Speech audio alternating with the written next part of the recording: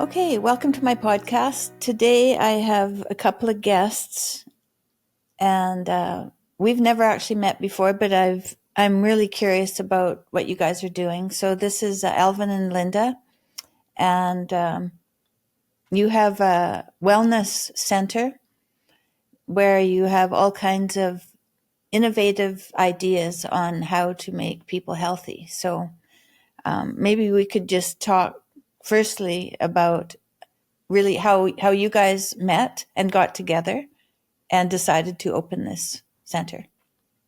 Yeah, I actually launched the clinic first. I met Linda about 2 years ago at a biohacking conference.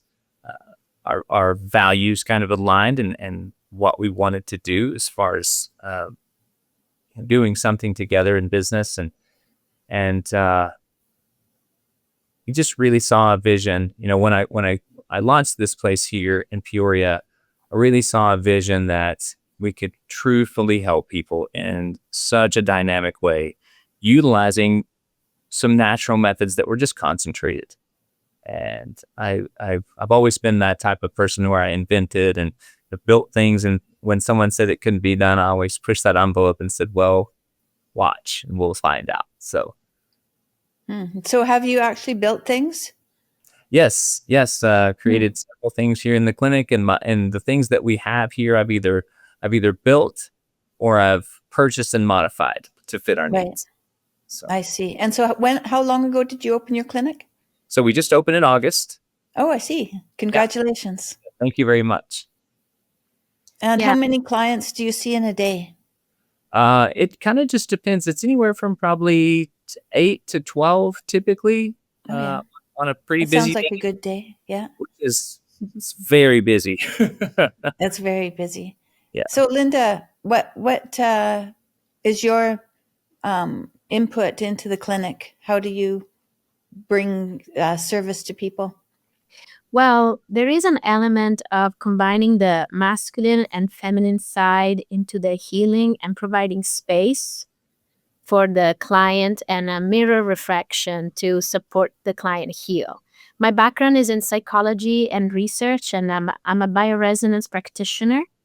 And that stems from an understanding that human emotions and trauma it's at the basis of physical ailments.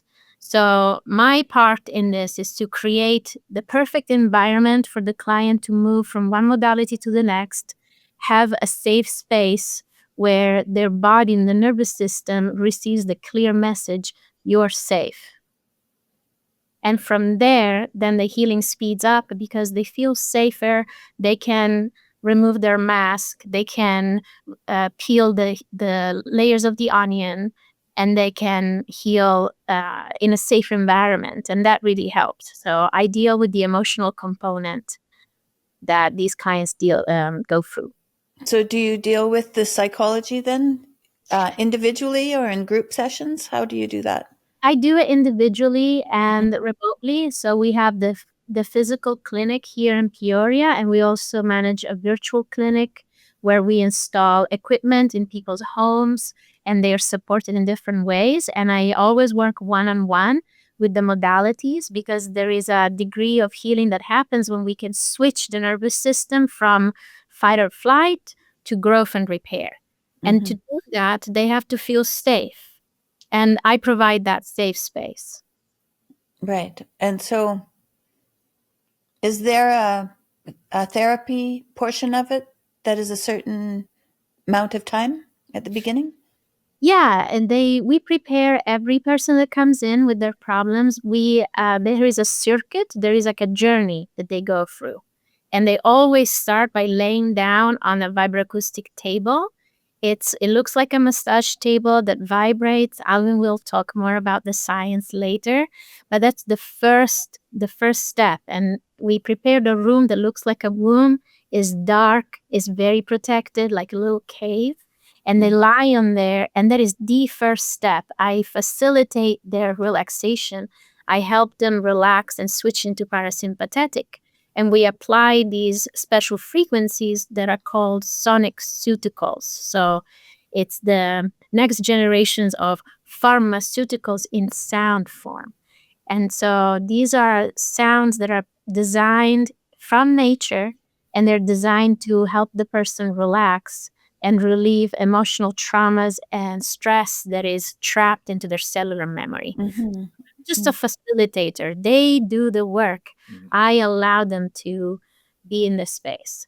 We call it talk therapy without talking. So we try to I see. we can rewind time on their prefrontal cortex and allow a level of detoxification of all those physical and mental traumas that have occurred over time without us having to go through and let them relive that trauma. Are you taking them back to a former time through these sounds? Absolutely. A time before toxin and trauma ever was created in their lives. And when we reawaken that superhuman inside them, which was the reason I named the business Evolve Superhuman Wellness, because it's IVOLV, because it's the I and the evolution of myself, rewinding time. And I don't feel like it should take hundreds of years for us to evolve. It should be in a matter of 3.5 hours, which we experience in the clinic daily with our patients.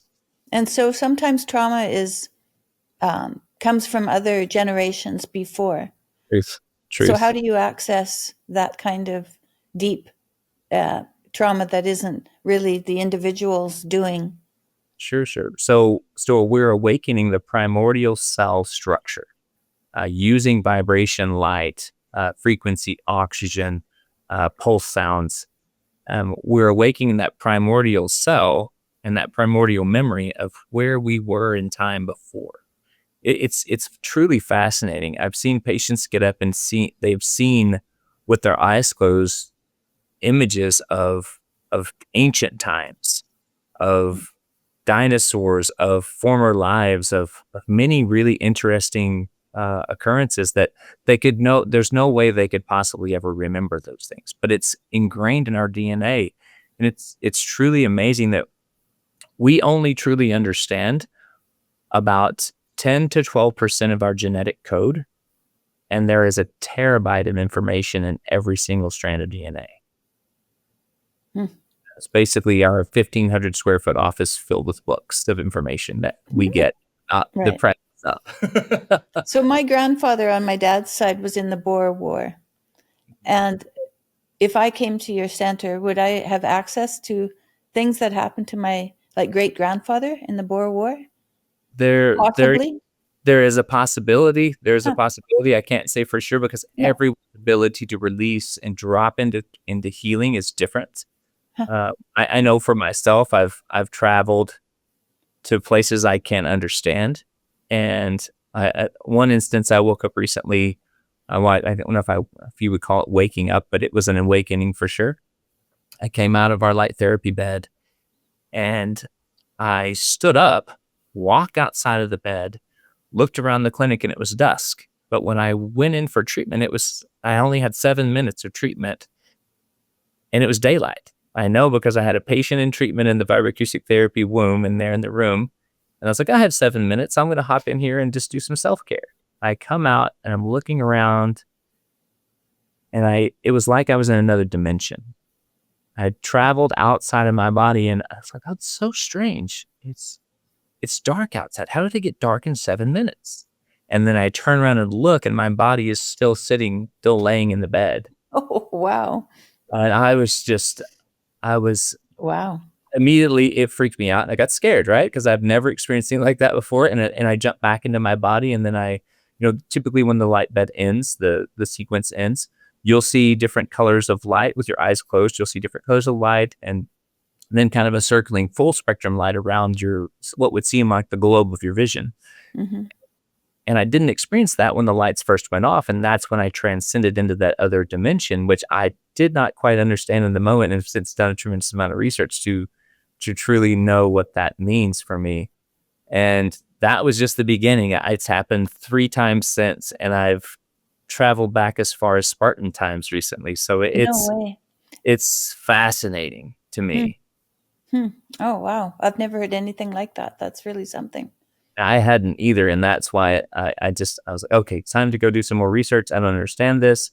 Well, you've been And doing this for some time, I imagine, though, on your own, right? Before the clinic opened. absolutely, absolutely. Yeah, So how long have you been doing this by yourself? I've been in health and wellness for the last 15 years or so, and Mhm. 15 years, and in the discovery of in the last 5 years or so, really truly diving into pulse wave light therapy and understanding how frequencies can be almost piggybacked with light therapy and imparted into the body, using the light therapy as almost the vehicle to bring those frequencies into the system. And what I found is our body has a biological language that it fully understands without translation. Most of the things in our lives, when someone's using talk therapy to us or pharmaceuticals or some sort of physical modality, our body's not understanding that message, which is why we have such a attrition of that translation, right? So we have it's almost like diminished messaging, right? So when you speak in that circle, if you have a circle of friends and you tell a story to one of your friends, and by the time it gets to the end of the circle, it's a different story. Mhm. That's how our body sees most things in life that we are taught are healing for us, or some sort of uh, reclamation of health, right? Well, when we learn how to speak that body's biological language and disallow the translation, the body responds almost immediately. Hmm. So I was a massage therapist for a very long time. And then I ended up starting to do red and infrared laser therapy with people to help them heal from wounds and different kinds of chronic pain, as well as immediate pain and immediate wounding. And it was amazing to see how fast people got better. If someone sprained their ankle, I had a young woman come. She wasn't more than 15, so she was young. Maybe she was 13. And she'd sprained her ankle, and I didn't see her more than, I would say, probably 5 times, maybe at the most. I don't even think it was 5 times. And her ankle was better. I mean, It's amazing. yeah, amazing. Absolutely amazing. I healed, one of my neighbors she said she was a real rough and tumble kid, always bumping her head and getting into things. And then she was a mother. When I met her on the street, she had a number of children. And I started seeing her walk down the street with a cane and a hat. And I kind of we have these summer parties where everyone on the street gets out. So I kind of learned what had happened to her. But all she'd done is she tripped and fell, didn't hit her head, but she jarred her head.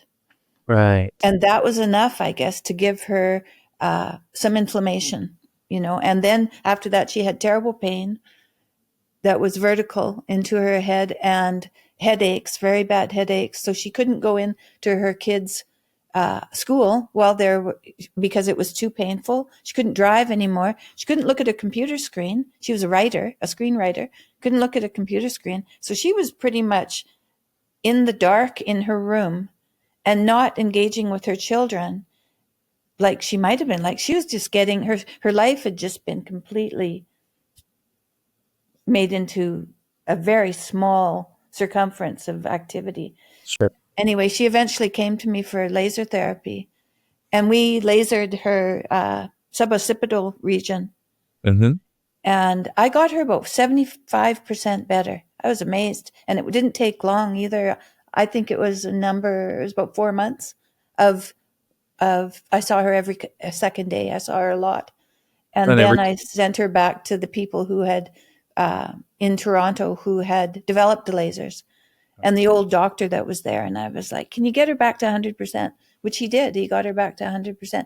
He sent her to a neurologist to explain to her actually that she was already so much more healed, that she wasn't recognizing how healed she was. Sure. And so there was some trust, I think, also because she had been traumatized. And so some of these things you're doing, I'm curious about because I've had a little bit of experience with this kind of alternative methods of finding health again, So Isn't it funny that we call it alternative when it's primordial? Yeah, yeah, yeah. Alternative to what we've been taught, I guess, is what it is, right?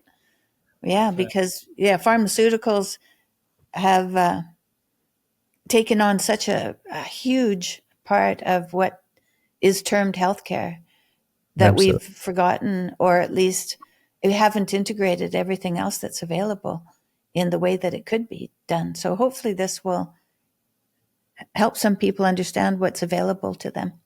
Absolutely. And I think that there's a message around that says that, God and nature don't make mistakes. They just create the blueprint. And it's the toxicity in our environment and our lifestyle that actually voids us from being able to see that blueprint and follow it to create a level of wellness and health. And in absolute thriving, mentality. And simply because there are just a couple of rocks in the road that we need to clear out. Mm-hmm, mm-hmm. Yeah, one other thing that I did recently, I interviewed a fellow named John Acosta who has family constellations. And he came and did that with myself and a number of women that I brought together, helping people to relearn relationships in their families, putting them in a proper constellation is what he calls it, where you're in the present. So you're in the front and your parents behind you, your grandparents are behind them, and to just get everything ordered. But it doesn't even matter whether people are alive or not. They are in there too. So everyone's in there. And, I don't think, at least in my family, we weren't very cognizant of the necessity for making sure that every member of the family was accounted for and appreciated for their contribution, how short it may have been. So I've learned some things that I never knew would be as profound as they are. So let's talk more about light and sound. So now I've done nothing with sound, so I don't know anything about sound, and I'm not sure if you're using anything but red light therapy, if you're using other kind of light. Sure. So it's a great question. We actually use a full spectrum of light that is programmable. We can program not only the amount of light in each spectrum, but we can also program the intensity of that light, as well as coupling that with programmable frequencies that we use the light wave as a carrier to impart into the system. So if someone is anxious or someone is depressed or someone is grieving or something, you'd have different programmable amounts of light or different kinds of light that would serve that. Absolutely. Oh, geez. Absolutely. And we've been doing, I spend hours and hours a day basically in research and programming and seeing how we can modulate these different frequencies and intensities. And we have the capability of about 64 times 400 times 10 to the 410 power of combinations with this machine. So it's almost infinite. And finding that sweet sauce that truly is impactful to the body is what I'm slowly becoming better and better at. We always had kind of a generalized, well, we can get there, get really close, and people have a great experience. But dialing that in is the magic, right? Mm-hmm. And what kind of feedback do you need to see if it's working, how it's working? A patient recently, case in point, came into the clinic. He's actually my chiropractor, and he said, "Hey, I'm suffering from several things, and one of those is eczema. I have a severe case of eczema. It flares up all the time. It's very uncomfortable. He has to perform." Oops, sorry, husband. Yeah, and we have to perform daily, right? So and so does he. So brought him in, put him under a protocol that I've been researching as far as for eczema, for inflammation, and combined the system together. He left here, and the following day, his eczema was gone. Mm-hmm. How long did it go away for? At least a week. And he's like, "Hi, it's come back again." So we'll come back again, and now he's on a protocol of twice a week. We treat him, and we are slowly breaking down that toxic pathway and awakening that primordial message that is perfected, right? Because we were not built in what I find really fascinating about our bodies is we were created perfectly, absolutely perfect, right? And some would say it's perfectly imperfect, right? But our cells remember. They have so much, like I said, we talked about they have a terabyte of information wrapped into each piece of DNA. So all we have to do is awaken that perfected message and show the body how to be healed again. I say it all the time to my patients. I'm like, well, what if you were taught a lesson or taught a method by someone who was very skilled, that had perfected that message over and over again? How fast can you learn? Almost instantly, right? Mm-hmm. If you're a good student. Mm-hmm. Now, what if you were taught that same message by someone who was not very skilled? Say if you're trying to build a rocket ship and you're being taught by a lawnmower, your daily lawnmower guy. He comes in and he says, my landscaper taught me how to build this rocket, but he's not skilled. So it's going to take you years because his message isn't perfected. But if the proper source is awakened and the teacher is brought on, then we can learn a message very shortly. I have one more question, kind of like a case study question. Yes. What if someone has had a C-section compared to someone who's had natural birth? Because that's close to the beginning of the time, at least, that they have on Earth, and it makes a profound difference to their health.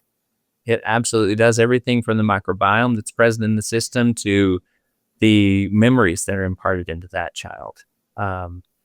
They're coming into this world is not one of bliss and grace. It's more of a being pulled out of a place in time and put into another, right? Because the placenta is really like it's our safe space, right? It's where we hold that level of connection with our mother. And there are chemical processes that take place within there that are truly like fireworks. Now, speaking to your question, if someone is brought into this world with as a C-section rather than a vaginal birth, it not only affects the biology, but it also affects the emotion. So if we can help the body remember that they are in a safe place, and we preach that here in the clinic daily, that this is a safe place for you. And we've created this safe place for you to be healed. And the more that you believe that, the faster it is for you to heal. And we could go down that rabbit hole of how emotion and intention truly affects our ability to heal. It is, and I've seen it in many, many patients who have a conversation about one thing that could be detrimental to their health. Say I had a case in point, I had a patient recently. She took drops of methylene blue. She's always taken methylene blue. And she has a normal, and there's a glucose cycling, right? Recycling glucose within the system. When you take methylene blue, it shows a direct reflection of how fast your body's metabolizing sugars, basically how fast the mitochondria are working their job. Mm-hmm. Now, if you had excessive amounts of mitochondrial dysfunction, then it will show up in the clarity of urine, because the methylene blue, the blue color, will be clarified by the excessive sugars. She calls me up after we have this conversation 2 days later, and she says, hey, I'm having, I have been taking methylene blue for all this time, and all of a sudden after we have this conversation, things have changed. Am I sick? Do I have something to worry about? And I said, what were you thinking about all night last night and today? And she was like, I was thinking about a conversation we had. So that just proves to show that your intention can directly affect how your body metabolizes, how your biological body affects your physical body. Jordan and I have been talking about intention and how important it is to start with whatever you start with, whatever your intention is, will guide what you see, what you're open to. Everything that happens after your intention is set is how you see the world and how you'll interact with the world. So you said intention, and you said something else as well. Yeah. That So was so our intention and our thoughts, basically, our physicals, our mentality and our intention basically can affect everything, right? oh yeah. Well, I was very sick in 2019, and I was in a lot of pain, and there was a lot of distraction. Sure. And I prayed. I never let my distracted thoughts get the best of me. I never let those. I I knew I had a choice, that I could engage in those thoughts and see where they went, or Sure. I could pray and guide those thoughts to where I knew I would be comforted. Yeah. I mean, you And see the that truth. helped a lot. So Yeah. I'm interested how sound and light, without any verbal communication, can be profound like that, and guiding like that. Yeah. It's interesting because sound has a full spectrum, just like light has a full spectrum. Mm-hmm. I think that's where we don't see the two as the same, but they are very similar in nature.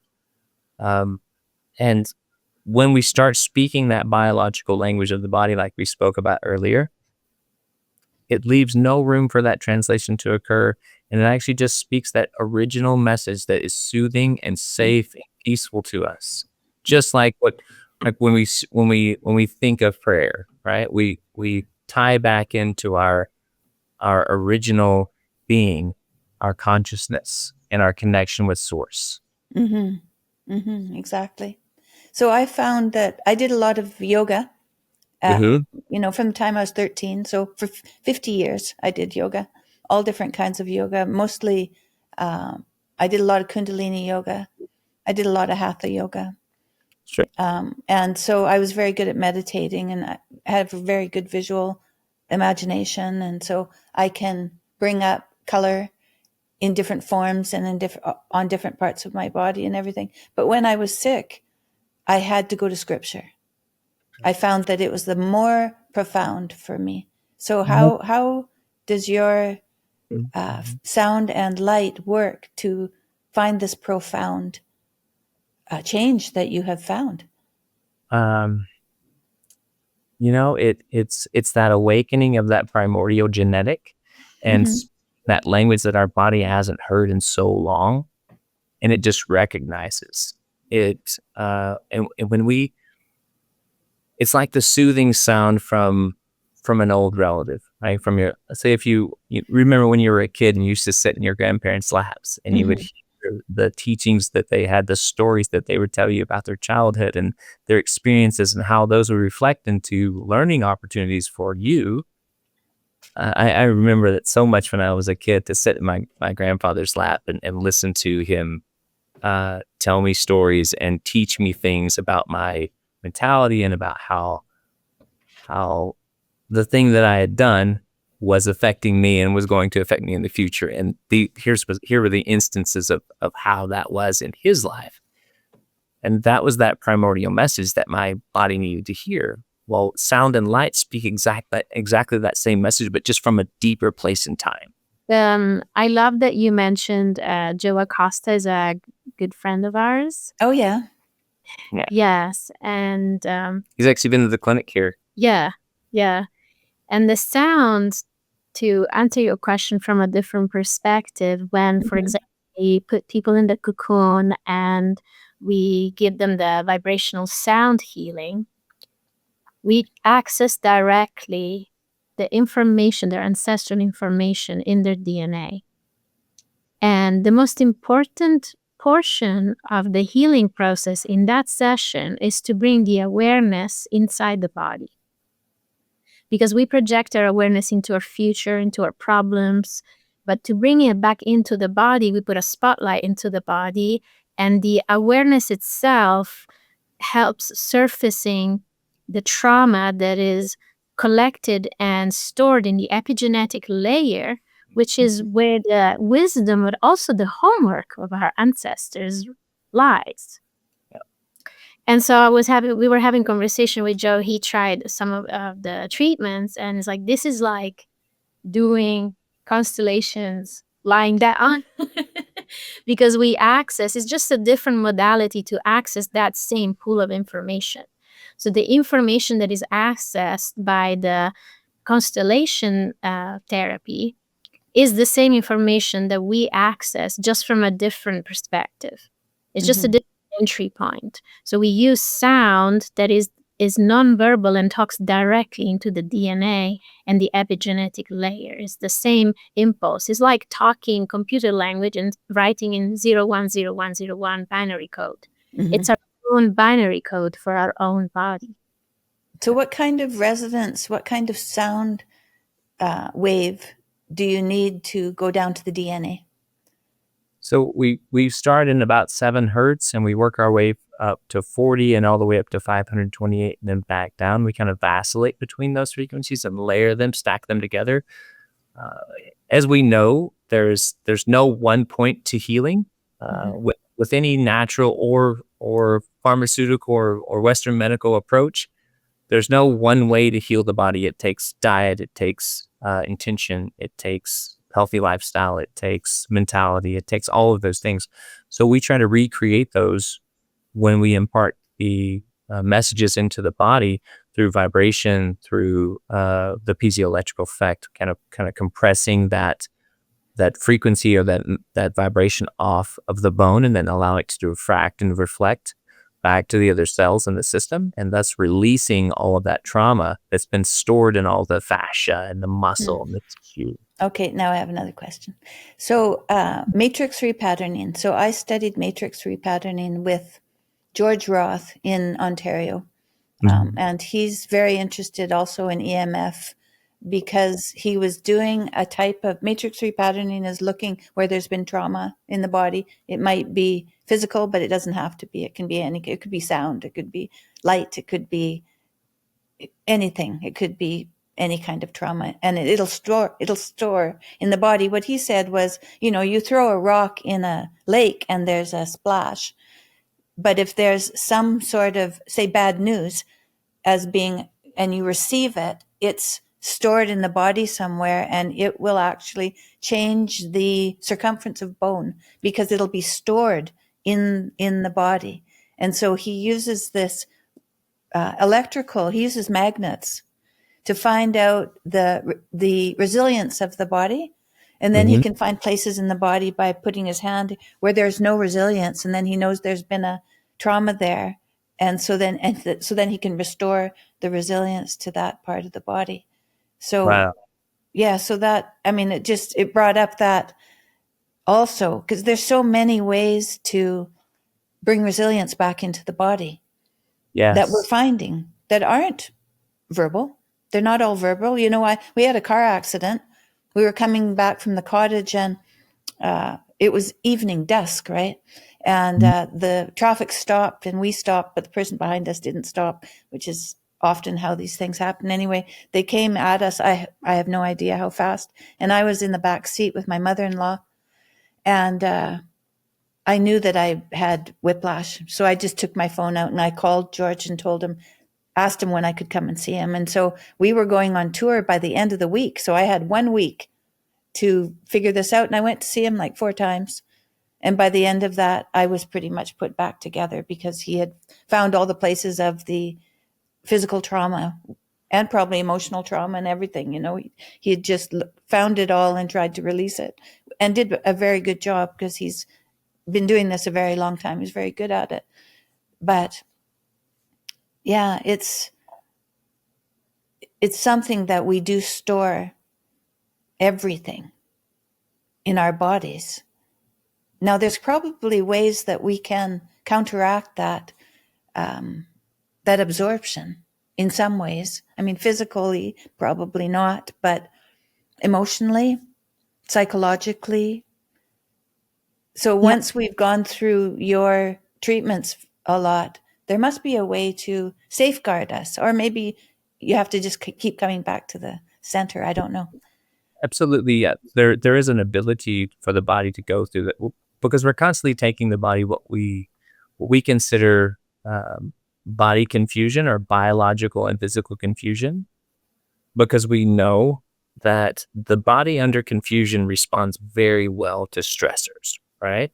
Just like a tree in nature, when a tree is bent and pushed and experiences multiple types of environmental changes over long periods of time, the trees become very strong, like the sequoias in Northern California. And if we do the same thing to the body, we build this force field around us because it creates that energy within us that's promoted on the exterior as well as on the interior. And it's like that, those laws of attraction, right? We attract what we are inside. So the more we build that force field out of health and wellness within us and our true core, the faster it's promoted on the exterior, and the things, even circumstances like car crashes or emotional disruptions in our lives or physical, just like a car crash, those things are thwarted off because we're putting out a frequency that we are protected. Interesting. Yes, Yeah. because my father died a year ago and like 15 months ago, 93 years old. And we were Wow. there. It was good, and he was ready. Yeah.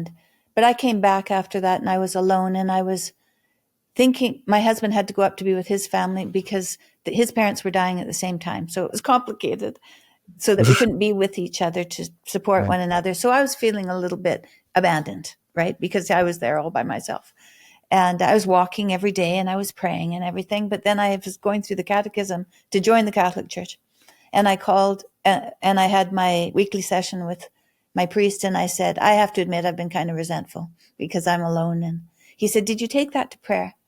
And I said, yeah, I did. But in talking to him, for whatever reason, I realized that whatever I had tried to give to God, I hadn't been successful at, but talking to him, then I was successful. And that evening, I was way more joyous and wanted to share my dad's obituary that my brother and my husband had written with everybody I knew. And I was in much more celebratory mood once that had happened. Just that interaction that you have between two people, even, and how that can be a release of or a redirection.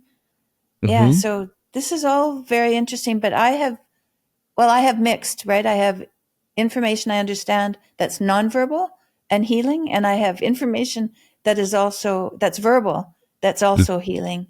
So, I'm curious because I've worked in massage for such a long time and in yoga, which is nonverbal. Yeah. And then more recently, and not in a very long time, only a year ago, I joined the church, but it's been really since 2019 that I've been more actively researching my faith and praying and all of this, which is very verbal, and how it's changed me. Mhm. So I'm in a different time of life, but all of these things brought me where I am now. Right. Sure. And so it wasn't all the verbal stuff. It was all the nonverbal work that I did too. Because I was a real active girl. I was really a very sports fanatic. And so anything that had a sports or a movement to it, I was interested in. And that's why I started yoga there's movement here. And movement, for some reason, was the way that I was going to interact with the world. And you found light and sound. How did you come to that? Like who were you that brought you in this direction? Yeah. So honestly, I had a vision one night of creating this place for people to come to and be healed. Mm-hmm. It was I woke up with it. It was vivid, and I've had multiple over the years. Every time I needed a problem solved, I would just rest on it. I knew So my what was body. in your clinic? What was in the clinic? What was in the vision? So I wanted to build a space that created good energy. So I brought in and I was creating these portal walls and cocoons like we have back where the vibro-acoustic is, using quartz crystals as a border around those walls to harness that good energy and create a safe space for people. I wanted something that was dynamically different, that would allow people to understand that there was another way. Losing my father in 2019 to cancer was it was a beautiful thing as well as a traumatic, right? As most of those things are. He was very young. He was 68 years old. He went too soon. Much too soon, yeah. Too soon.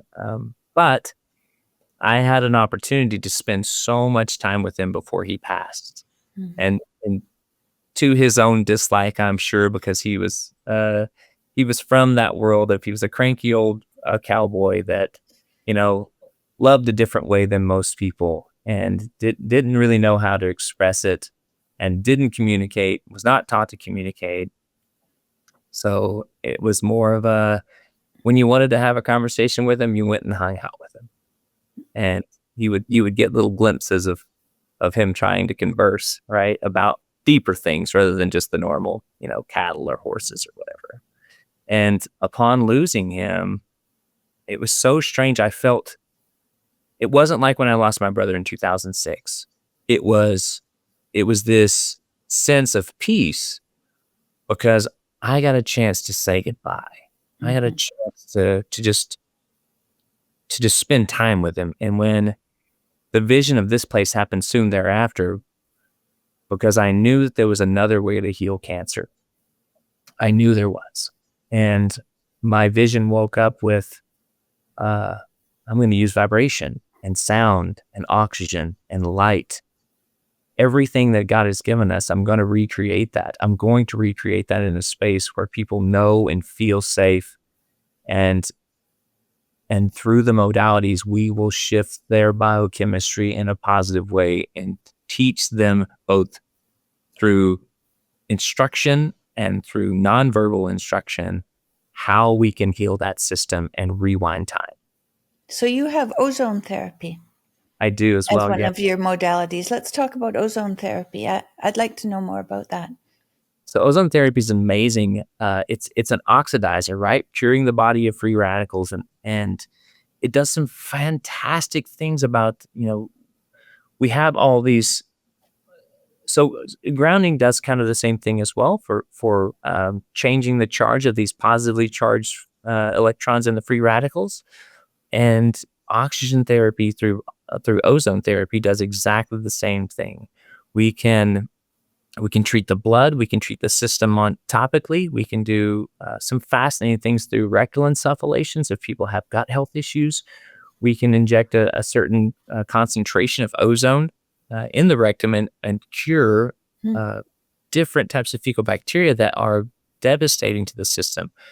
I've seen changes as far as lack of blood density, creating more of a less viscous material within the body so that the clots are less in patients. I've seen, I use it tremendously for all of my sick patients that come in, and we'll do ear and nasal insufflations to destroy bacteria and viral load that store themselves in the sinus cavities.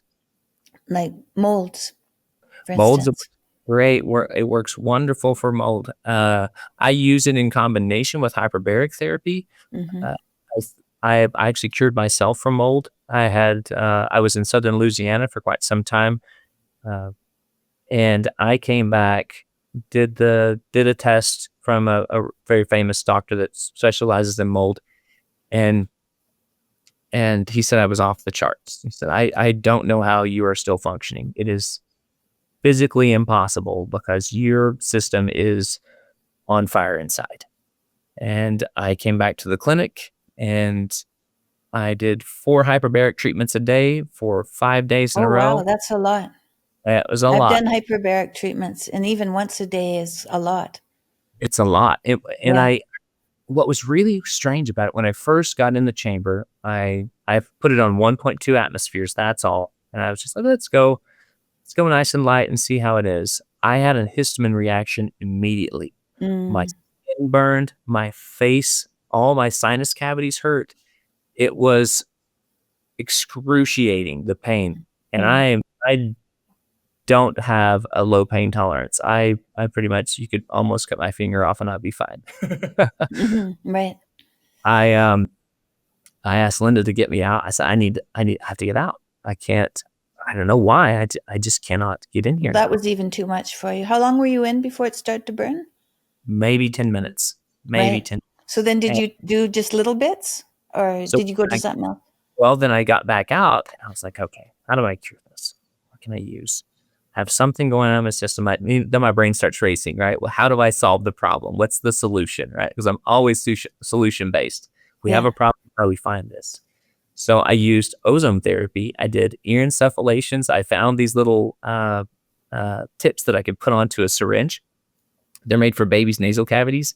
I used a certain gamma of ozone and insufflated through the ear with a syringe to get into the nasal cavities, and then did my nasal cavities as well. Got back out. I could spend 45 minutes in the chamber before it got too much, or it was before it was overwhelming. Take an hour off, get back in the chamber. And that, now I've learned a way to help patients who can experience hyperbaric therapy because they have so much mold toxicity or some other type of toxin within their nasal cavities or in their system as a whole. And we utilize ozone therapy as a premodality to get them ready for oxygen therapy. Yeah, that's great. What about parasites and bacteria and candida, and because these things are everywhere, everybody's got them. So how do you deal with that type of problem? So we use a lot of oxygen therapy for that. I love herbs for parasite detoxes as well. And using the light therapy works really well also so basically we counteract those frequencies that the parasites are putting off by introducing light frequencies into the body. Those work amazingly well at parasite detoxes. And then we oxygen is one of those great things that cleans the system up. Dr. Otto Warburg won the Nobel Prize for medicine, and he talked about in the presence of oxygen there can be no disease whatsoever. So when we hyperoxygenate the system, we avoid all of these things that are feeding inside of us that are detrimental to our bodies, and we start to purge them out. And utilizing what we found here has done a really great job at that. Yeah, so then you can avoid antibiotics. Absolutely. I've never seen antibiotics work that well with parasites. We've seen some dewormers and things if we have a serious load where we need to use like a fenbendazole or something along those lines, then those do work well. They can have some negative side effects as far as crashing the hormones, so we have to be very careful with that. Yes, and mold can really be difficult on your hormones as well, right? Can make them out of whack. Yes, yeah. So it affects our cellular signaling, right? So those signals that come from our gut, most people don't understand this, but there's an enteric nervous system attached to our gut lining. There's 100,000 nerve endings on our gut. 1,000. That enteric nervous system is attached to our vagus nerve. It runs all the way up the body and ties into the center of the brain at the HPA axis or HPTA axis, whichever you like to, whichever studies you go along with. I suppose that's hypothalamus, pituitary, and thyroid. Hypothalamus, pituitary, adrenal, thyroid. Yeah. Oh, and thyroid. Yeah. Okay. So that's the crossroads of our hormone center. From there, all the signals that come from the gut tell the hormones what to do. And as we all know, if hormones are out of balance, we feel like a different human. And so many people are taking thyroid medication. I mean, that's just everywhere. So many. And when we balance the gut, we change those signals that go to the thyroid. We reactivate that neurological pathway of creating healthy messages by changing the diversity in the gut. And we've recently started something doing gut cycling.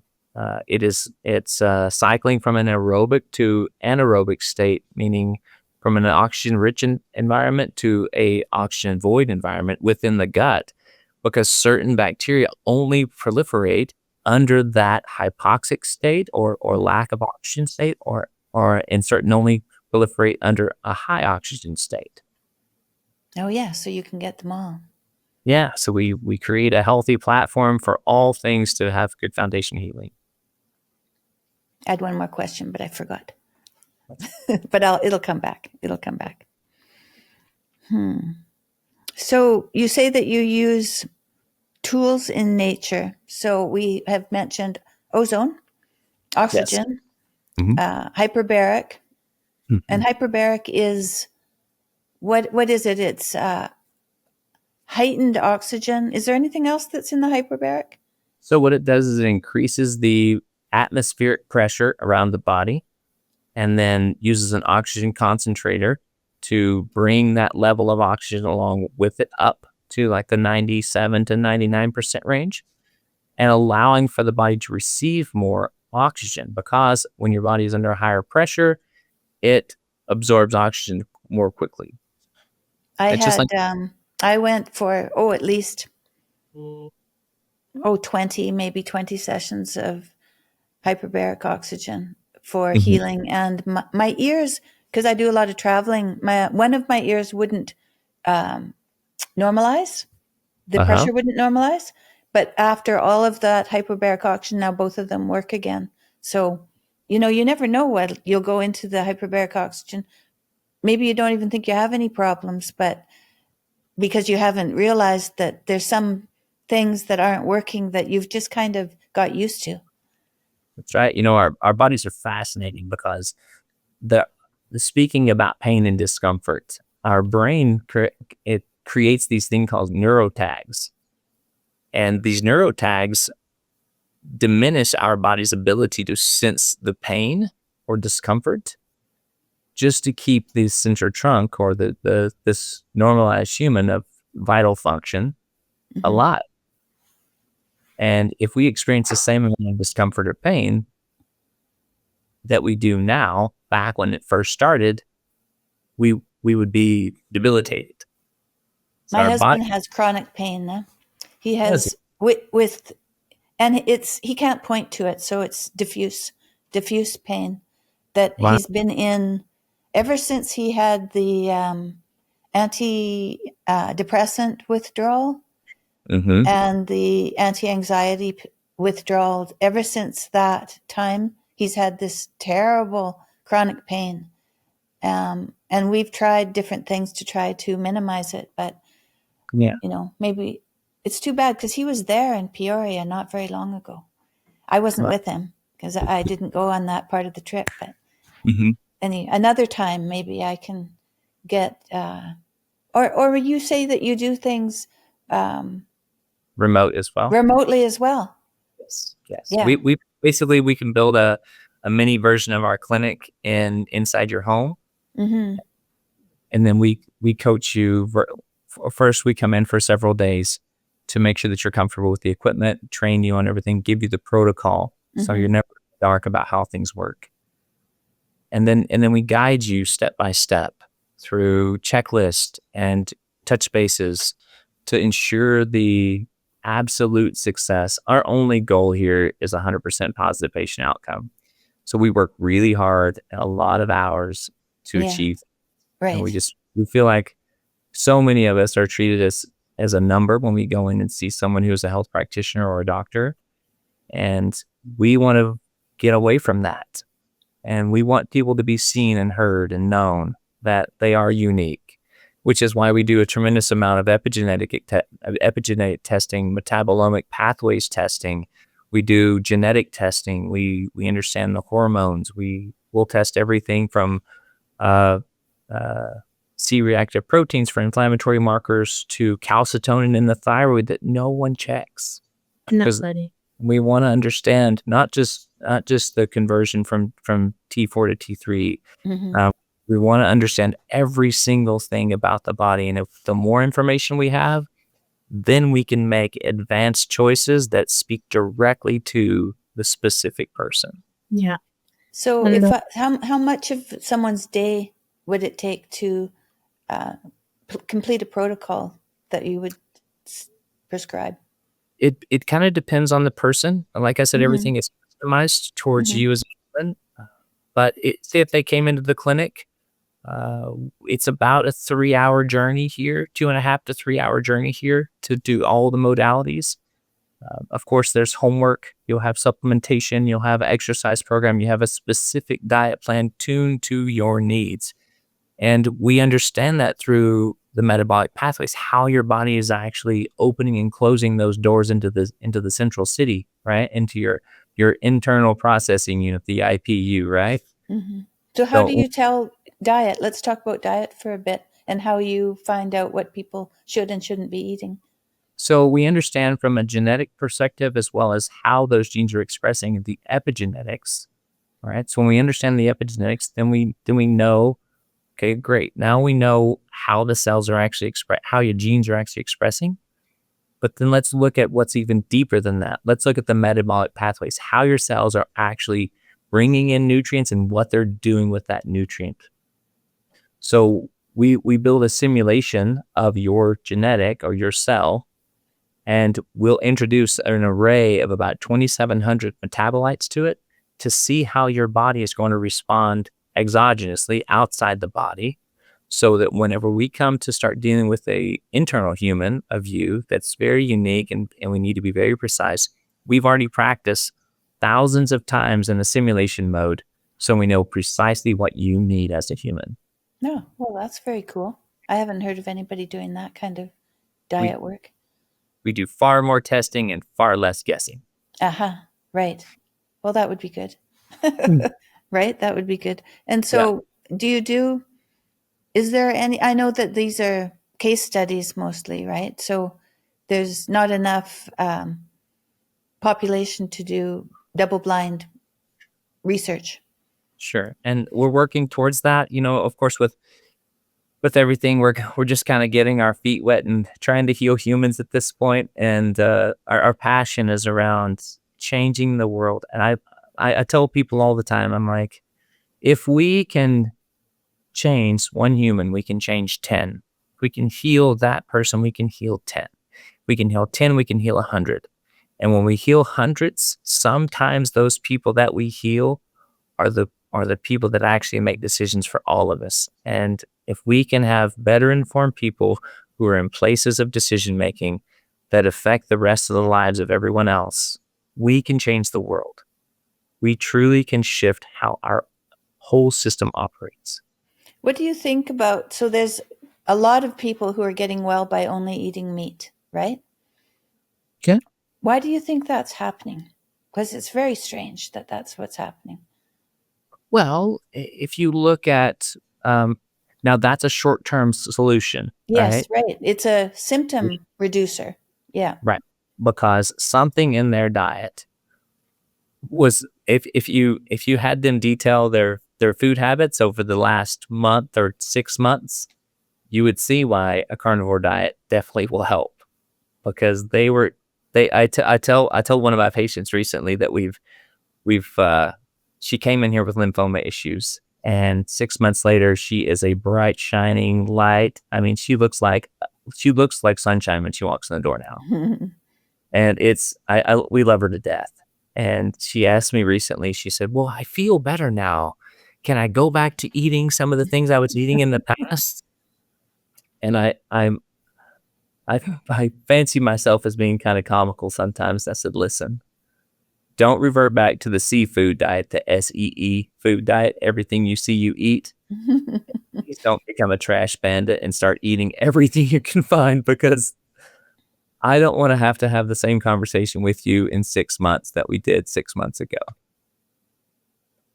So So, yes. it's Well, our grocery stores are just full of things that they are. are so processed that it's best to just avoid all of Well, that, I would think.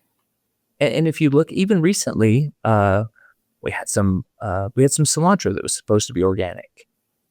And as soon as we put it in a soup, ate it, or just a few hours later, I knew that I had chemical toxicity, and because I've experienced that in the past due to my past of growing up in the farming industry and having everything from Roundup to paraquat to malathion sprayed on the food that we ate, right? Because the spray fly over and you feel it. Mm-hmm. I knew it, and I was like, it's supposed to be organic.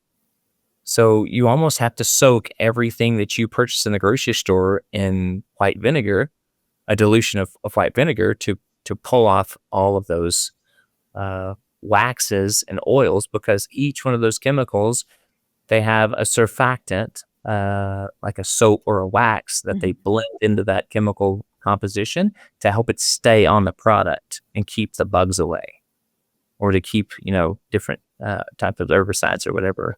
Yeah, I heard from someone, I can't remember who I was listening to, that even with organic vegetables and fruits, it's best to use a ozone on them to kill anything that would have been put on the surface. Absolutely. Yeah. It works amazing. You can get an ozone generator fairly inexpensively, and just ozonate water.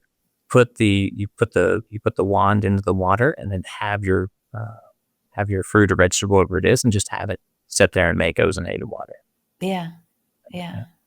I haven't done it yet, but I have heard that's a good idea. So you went to university and got a biochemistry degree? Yes. How much schooling did you have in biochemistry? I went through a full program, the undergraduate, and then 2 years into biochemistry. Oh, okay. Yeah. I have a degree. It's called kinesiology, which Cool. has a good general science degree of the body. That was very interesting. I was glad I found that, because I'm a very open person, so everything looks good to me, and so it was hard for me to zero in on something to study. How did you zero in on biochemistry? Well, originally I was going to be a doctor. I wanted to be an anesthesiologist, and then I went down that path. I found out that these we're not really helping people. We're we're giving them a toxin, and it's doing what it needs to do for the right now, but the after effects may not be as beneficial. Yeah. When my daughter was, as soon as she could crawl, she had arthritis. As soon as we gave her, she was a C-section baby. As soon as she could crawl, she had arthritis in her hips. Wow. Yeah, wow. And so it took us till she was 7 before we realized she had arthritis. And by then she had 38 joints affected that were swollen, like a lot. And I went into the hospital and told them that I knew that oranges made her toes swell. And they didn't even pay any attention to that. They weren't into understanding what food might have to do with it, because that isn't where the training is. So they don't know actually anything about diets. And so if anybody wants to know about their disease, doctors really don't know. They haven't been trained in nutrition. And even the nutrition training is limited. Absolutely. And we have to look at more a deeper volume of what's past the nutrition. We need to look at the metabolic pathways, those detoxification pathways. And if those are closed off because of an epidural or something that we received early on in life, some type of environment, then immediately those doors get shut.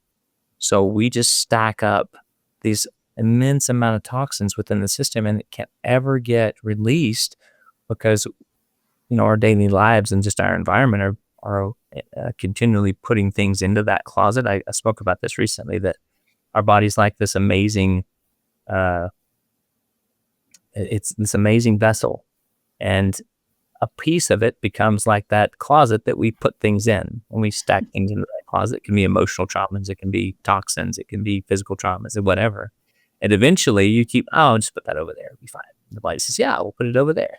And if we don't understand how to open that door back up in a healthy way and open those detox pathways, both emotionally, physically, and traumatically, then there comes a day where that door bursts open and we get something like autoimmune. Yeah, And my also, mom was kind of like that. I think she had a lot happen. So by the time she was my mother and I knew her, I couldn't access her, and she couldn't tell me what was going on.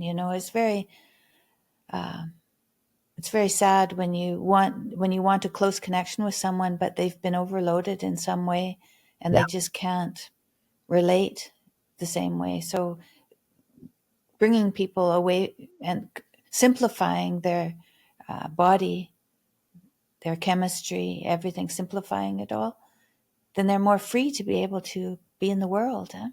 sure. and Yeah. it really starts in the womb. There is a recent study that found toxic levels of microplastic in the placenta. Oh, no, really? Yeah, of course that's true. But oh my goodness, right? Toxic levels. So, what chances are we giving our future, our next generations, and shifting the mentality from solving, like going to the doctors when you have a disease, from like starting life in the best way possible? Because really, the detoxification and implementing healthy practices starts in the womb. Mhm. Yes. So what do you do about plastic? Is there anything you can do? Because I know that there's supposed to be plastic in people's brains and Oh, probably in our absolutely. lungs as well. And Yeah. But there are some strains in the microbiome. Lactobacillus acidophilus is a great one. That one actually absorbs and detoxes the body of microplastics. Other strains detox and bind to heavy metals and toxins. And like in everything, Tammy, God is in the detail. So we can take probiotics, but then what strains are going to be the most beneficial is always a matter of looking at the detail. But there are strains of probiotics that we use to naturally reduce the microplastics and the heavy metals. We're not big the chelation therapies because they're really harsh on the body. And like Alvin said, we concentrate what God has given us in nature and we use it for healing.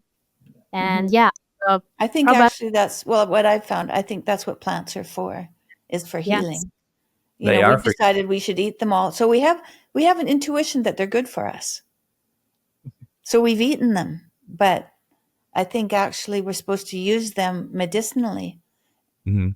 Yeah. Well, many cultures believe in that. I mean, we've done sweat lodges in Mexico, and the temazcals, where they'll come in and they bring all the herbs in, and they put the water on the grandmother stones, and then they go in and they lay the herbs on these hot stones and let the essence from those herbs purify and cleanse the body.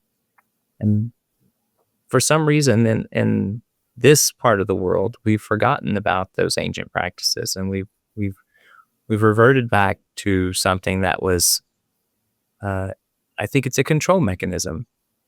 The pharmaceuticals that granted, I truly believe that there is a place for Western medicine that's emergency purposes. Mm-hmm. You know, I have I was talking to a friend of mine the other day, and I said, hey, if I need to maintain my health, I'm going to utilize a naturopath. If I cut a finger off, I'm going to the hospital because I don't want someone waving herbs and crystals around my finger to heal it. I Yeah. want surgery. Yeah, absolutely. Yes, that's true. The doctors, if they can set a broken bone, that's great. Absolutely. And then you're going to have a nicely aligned limb. But if it's that you have a stomach ache or you're feeling foggy or there's something else going on, Truth. and you can Truth. go somewhere else to find that. So you have something called, I'm going to go through some of your modalities because I'm Okay. curious about what they are. So you have a vibe bed, VIBE, and it Mhm. stands for something, a vibe bed. it stands for vibro-acoustic individualized body enhancement system. And this is the sound and vibrational healing table that we use in a little cocoon. And what's fascinating, Tammy, that again, in the details, we find the tools that are super, super important for healing. So, for example, when you lie on that on the vibe and you apply specific frequencies, you can regrow new branches of the brain, for example. And there are studies that show that when a certain frequency is applied through sound and vibration, so when it's delivered in the right way into the body, it can grow new branches in the brain in a way that is 3 times more effective than neurogrowth factor. So the vibe is specifically tuned. We use that specific device because there are lots of tables that can vibrate, but we use that specific device because it's tuned exactly to resonate with the tissue. And resonance is one of the languages of our biology. Cellular communication happens with resonance. There's a vibration that goes in for the cytosol and gives information into the cell. And so we use that device because it's specifically tuned to the tuning fork that is our body. And so that's where you put them first, you said. Is that correct? Yes, that's right. That's right. And it's very important to deliver the frequencies within the vibro-acoustic range because that's what makes the tissue in the body resonate.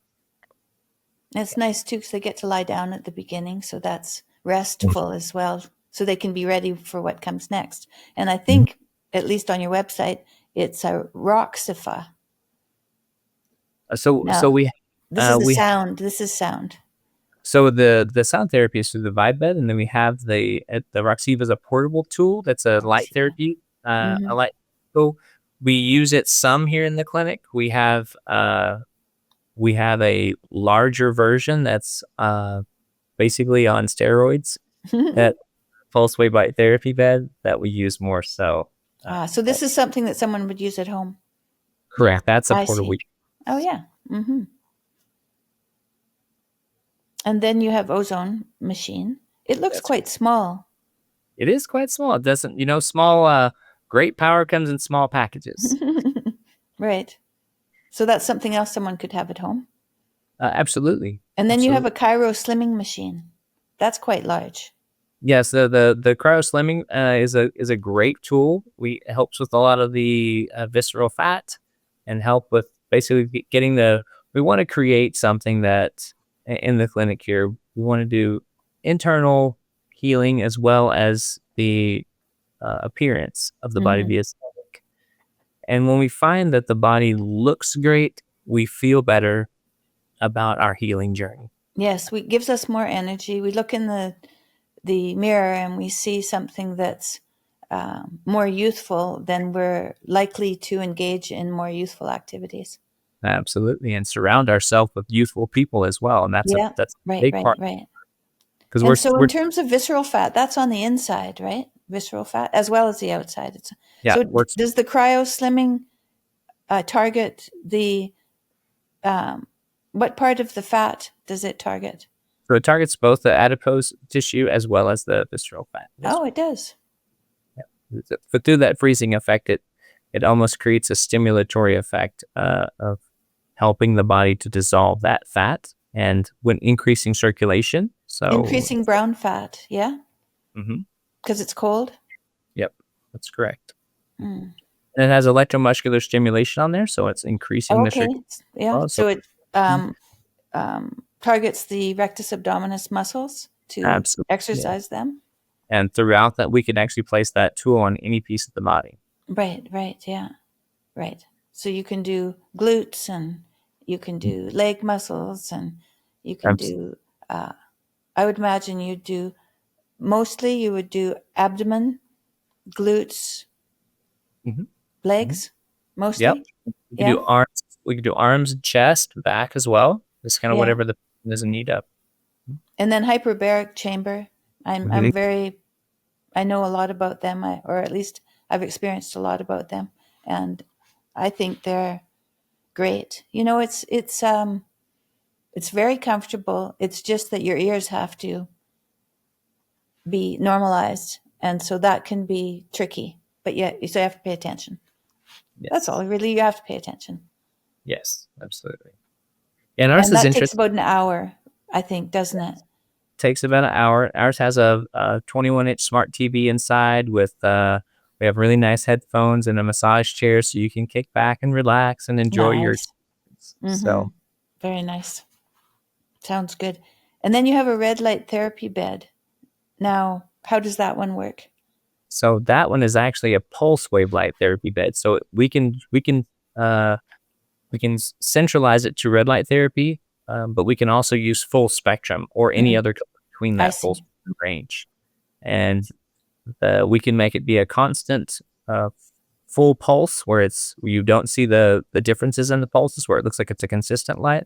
We can bring that all the way down to where it's 2 to 3 flashes per second. So we can change how it modulates the system based upon its pulse rate, its frequency, its intensity, and How close does it have to be to the skin? so typically we like to see within 6 to 8 inches on one side. Towards the body where you lay on the bed is going to be within 6 to 8 inches of that light wave. On the other side, on the top side of the body, it just kind of depends on what the end goal is. If we're looking for the person to have a greater experience, then we'll adjust that distance of light depending on the experience we're needing. If we need a detoxification, of course, we're going to bring it a little bit closer to kind of change how the system is operating based upon thermogenesis. I see.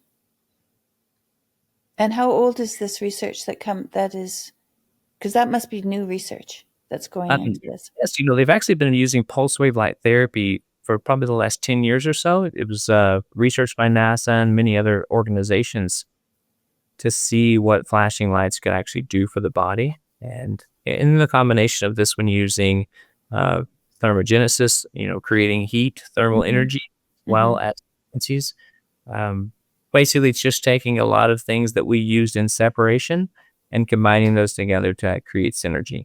I see. Okay.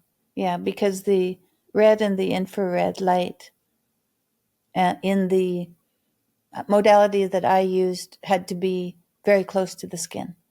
Sure. And it was probably in the range of like 660 or ish, 660 to 880. And that, it creates emotional wellness as well as physical healing, reducing inflammation. Yeah. And what about, do you have an infrared sauna? I didn't look here that far. We have infrared currently, but that is coming soon. Actually, I have a spot laid out for it right now. And we've just been, I'm probably going to build the one that we need. Because we've built a few of them. That's doable for sure. And I've had people who've gone into the infrared sauna depressed and come out and felt 20% better with one time. So it's pretty helpful. Yeah, the detoxification through thermogenesis and increasing the amount of heat in the system, purging out those toxins that are stored in the tissue works amazingly well. Yeah, that's right. There's so many things we can do. Now you have something called the Miracle Wave. What's that? Oh, I love that tool. That's probably for pain and discomfort. That's one of my number one go-tos for immediate healing. Relief. Yeah. Immediate relief. Yeah. So so it uses sound waves. It's a radio shockwave tool that uses sound waves to go in. And depending on the frequency that it's set out and the intensity, we can destroy everything from impinged fascia tissue to tendons being bound up by some sort of scar tissue, muscle, scar tissue as well, deep into the joint, scar tissues. We can concentrate it down as fine as taking apart the fibroid tissues as well as kidney stones. Oh, I see. Oh, is that right? Oh, that's handy. Yeah, it's great. It's a great tool. And recently I had a 17-year-old kid come in here. He dunked a basketball. He's such a strong young man. He's 6'2" at 16, 17 years old, weighs 180 pounds. He's just a super nice kid. And he was down at the park playing basketball and two-handed dunked a basketball and hit his wrist on the rim and then over-rotated, landed, coming down to land on his back. He was agile enough to where he rolled over and caught himself with his wrist on the ground and just briefly hit his head on the ground. He was bleeding out one ear. His dad calls me and says, "Hey, my son's hit his head. and hurt his wrist. I'll take him to the emergency room to make sure he doesn't have concussion. Then I need to come see you. So, okay, bring him in the morning. We'll take care of him. It was on a Sunday. The doctor gave him a 9-week prognosis of healing time. And we brought him in. And in 10 days, with 3 treatments, he's 100%. Amazing. Yeah. Yeah. Yeah. Well, I believe it. I mean, with my experience with this laser that I have, I've seen such healing with it, and it's that big, compared to what you guys are doing. I've been doing laser therapy now for, I wonder how long, 15 years maybe. So things have really changed, which is great. They've really come a long ways. Yeah. So I have one, my daughter has one. One of my sister's husband had cancer 25 years ago and then ended up with neuropathy, a lot of neuropathy. And so he got one and he uses it on his spine, and he feels quite a bit better. So at least it helps him, give him some mobility back. But it looks like things have come a long way. So I'm thrilled to hear that that's the case. Yeah. Because not giving people drugs is very a short term. It's it's a crisis management, right? Temporary solution to a long-term problem. Yeah. Yeah. And the good thing about the miracle wave is my favorite feature is that it stimulates the stem cells in the area. It stimulates our own stem cells in the area. So it speeds recovery. And we treated also pets with the tool. We treat also horses and the other pets. And there was a horse that was our patient. And she had an injury. So we prepared the area on her legs to recover from the injury faster and stimulate the stem cells in the area. Yeah, she was our heaviest patient to date. And what kind of dog was this? it was a horse. Oh, it was a horse. Oh yeah. Yeah, we traveled across town to Scottsdale to treat her, and she's just having never treated a horse from a medical perspective before. I grew up with horses. Of course, we gave them shots. So we did, we palpated them for pregnancy and tons of things like that. But my dad was kind of a master at trimming hooves, and if they had an injury somewhere, he could trim the hoof in a way where it would shift their foot, so they would put more weight in different ways. Mm-hmm. He was a really interesting guy, but I'd never used the miracle wave on a horse before. And I could just tell that she was in pain because you could see it in their eyes. You could sense it.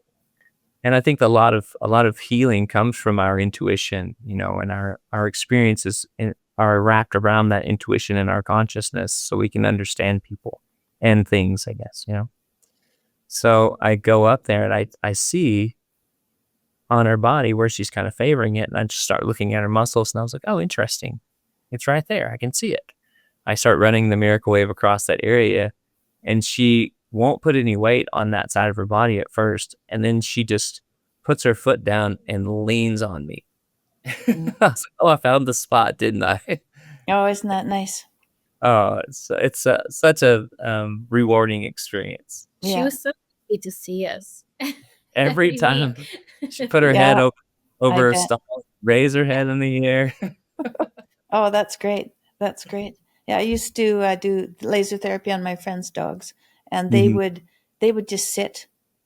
They were happy to sit. They knew this light was good for them. They would just, or it was relaxing. I'm not quite sure what it did, but they sat, and it was quite remarkable. And I've lasered little kids too, and they don't shy away from it. It's not imposing these things, these light and sound. I'm sure that people relax with them. Like you said, you're giving them a safe space, a comfortable space, a relaxing space, so that your parasympathetic system lights up instead of your fight and flight system, like you said. Yeah. Absolutely. And I think that, when we're younger, we are our whole life up to about 5 years old, we live in theta. So we're not taught that things are traumatic, that things are scary. Or in a And rush. yeah, we haven't had that opportunity yet. Mm-hmm. It's after that point that we start to see, oh, I could never do this. I could never do that. I remember when my kids were little, I went fishing with my daughter, and she's holding a fish that I just caught. And I said, well, let's, we're going to eat it. So let's clean it. So I got the fish and do all the things, and she's inspecting the intestines and looking at the heart. And oh my gosh. And if I did that to her now, if I gave her the same thing now, she would throw it at me. Oh, this is gross. Don't do that to me. Yeah. Well, kids are very open to what is true. And Yeah. yeah. And our curiosity, that's what we tell people all the time here in the clinic. We awaken curiosity and wonder in all of our patients. Our goal is to show them that there is beauty in the details of life. And as we rewind time before that toxin and trauma, their heart opens up, their mind opens up, and their consciousness allows them to see those beautiful details again. Yeah, that's great. I want to just go and lay on that bed right away. start my treatment. I highly recommend it. You an invitation whenever you'd like to come. Thank you.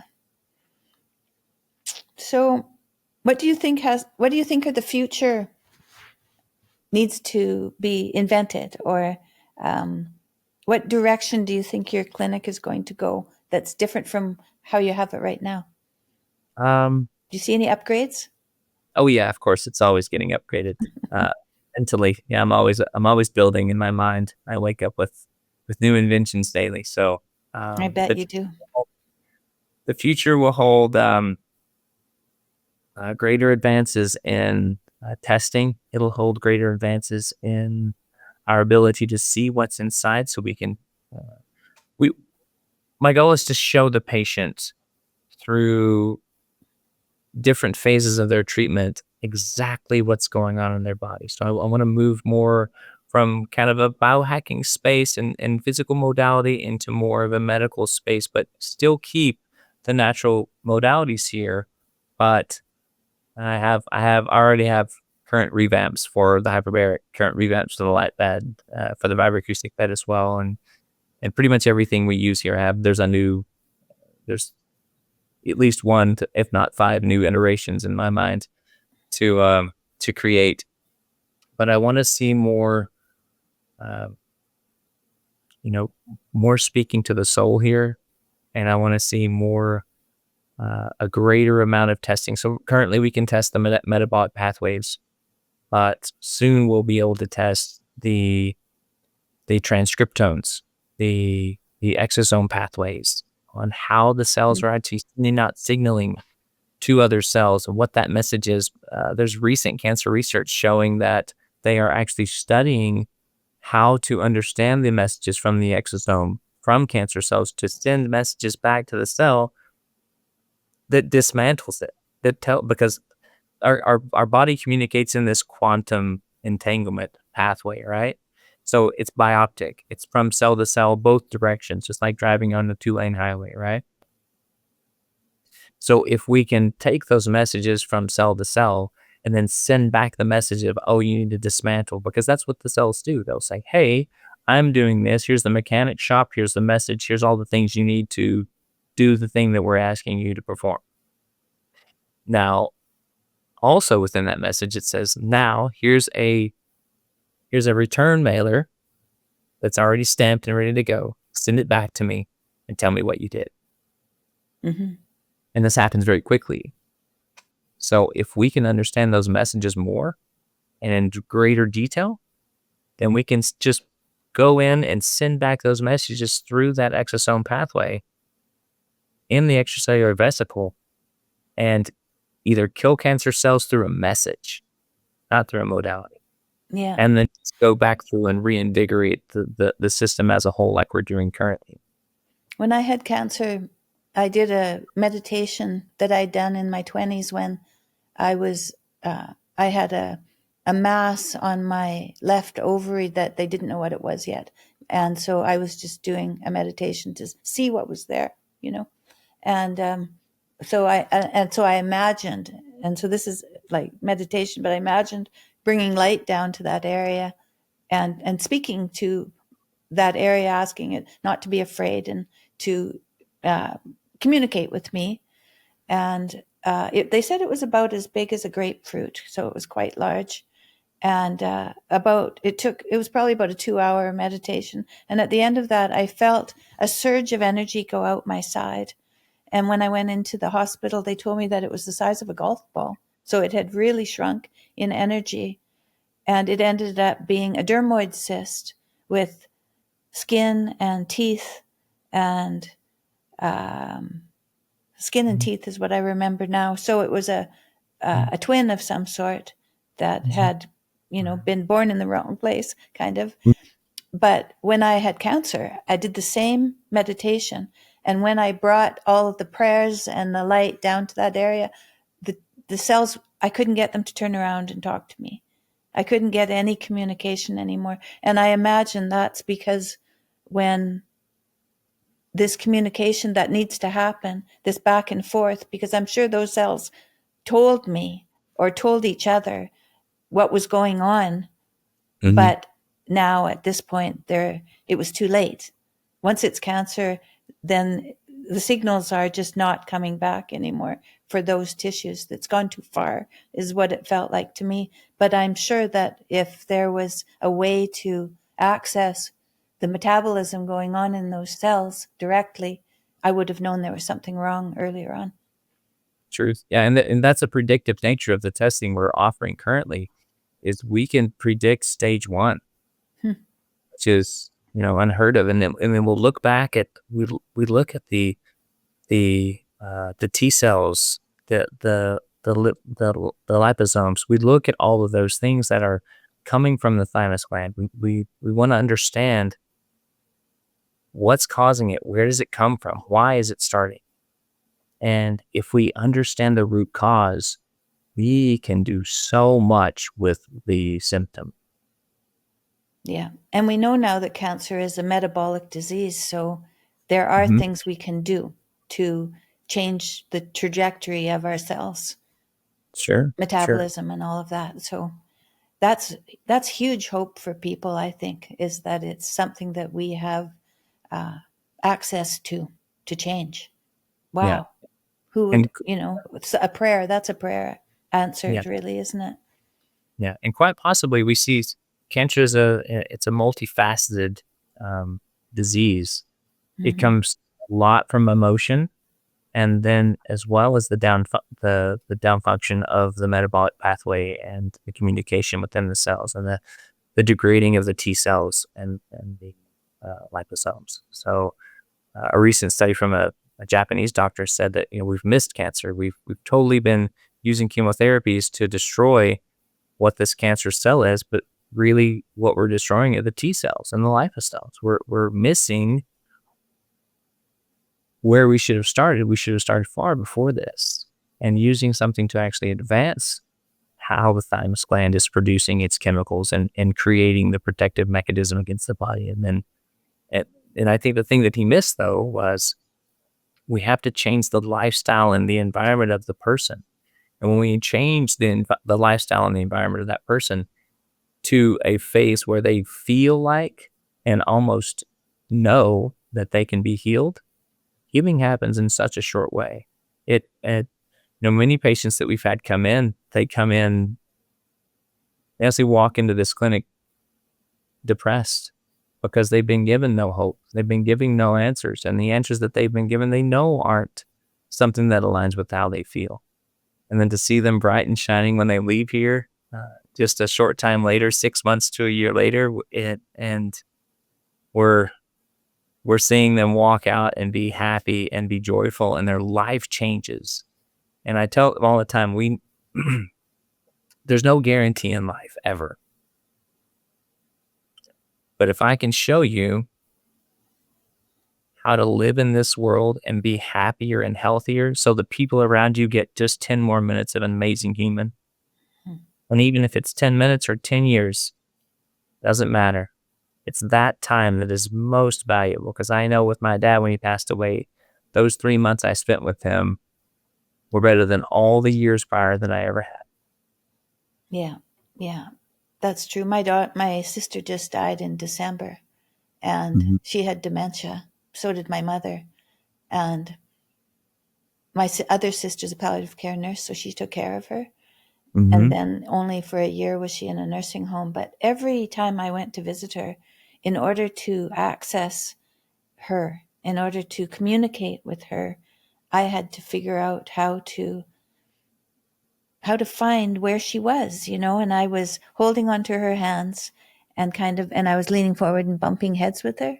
So I was finding this way of communication, and I was looking up and I saw her face, and she looked at me and her eyes got really big because we'd communicated through that. It was so beautiful. And I know that that's a real end of life experience, but it was so meaningful to me, to be able to reach her. I'm hoping that we won't have to deal with dementia in the next, by the time that I'm an old person. I hope that is something that is no longer necessary, because I don't think it will be. But every little thing she did actually taught me something. She came along on tour with me. I already knew she had dementia, but she could fly still. She was still together enough to navigate in the world. And when she got there, I said, how are you going to eat? And she said, well, I'll eat what you eat. And I said, okay. So we took away all the carbohydrates.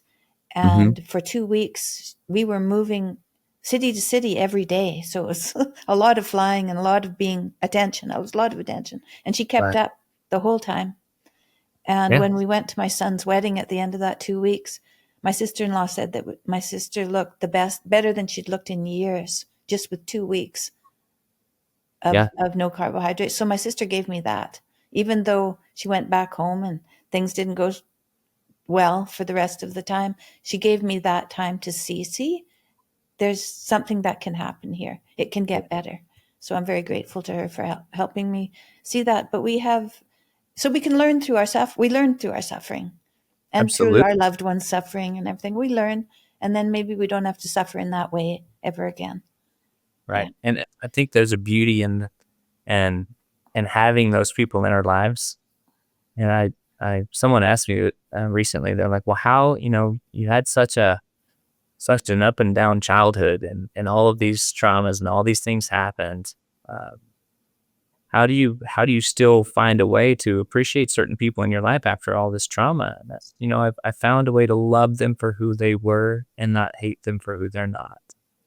And when we get that connection time where we get to love them for who they are, it makes up so much ground in all the trauma and all the times where it didn't go as well. Yeah, if you can just figure that out before it's too late, it's enough time.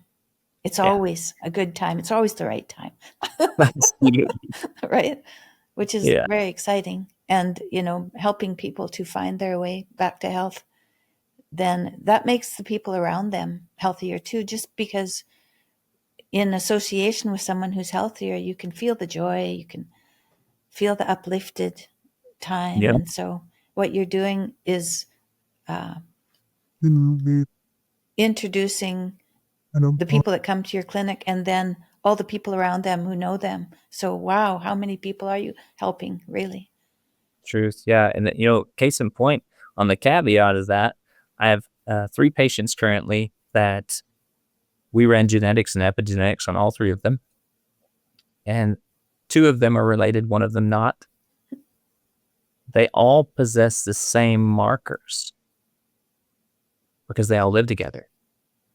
Interesting. Isn't wild? Yeah. There's no way they could possibly have the same genetic predisposed markers. Yet they still do. Isn't that interesting? So it shows you 3 sick people one sick person can make 2 sick people, but one healed person can make so many more healed people as well. Yeah. So it's our duty, right? Our responsibility. And that's kind of what I understood from when I got sick. My kiddos deserve to have me healed. Yeah, that's what I learned too. Yeah. Yeah. And now it's so funny. My 18-year-old, he'll soon be 19. He called me the other day on the phone, and I said, "What are you doing?" He's like, "Oh, I need some money for groceries." He's in college. I was like, "Oh, great. What are you gonna get?" I was like, "I'm gonna get some of this and some organic this and some meat but this has too much sugar and that has toxins in it." And I'm just like, I've recreated myself and my progeny. Yeah, I've done the same thing. I like to renovate my houses, and Uh-huh. my kids are renovating houses. I'm like, wow, I don't have the energy for it anymore, but I see what they're doing, and I think, yeah, I guess I would have been doing that if I was young, but but it's really something to see that you don't even know you're passing on what you Mhm. know until your kids grow up and you just see Yeah. what they're Well, that doing and how it's playing out, what they know. How did they yeah. learn all of that? They were just babies when I did a lot of that stuff. Mhm. Yeah. Yeah. It's those messages, those primordial messages that we imparted at such a young age. Hmm. And they can go both directions, honestly, they can go both directions. But the more good we pump in there, just like having a great diversity in our gut of good over bad, we Yeah. can create success both in biochemistry and in our children and the people around us. Yeah. Yeah. Amen to that. Yeah. Thank you very much, both of you. That was fun.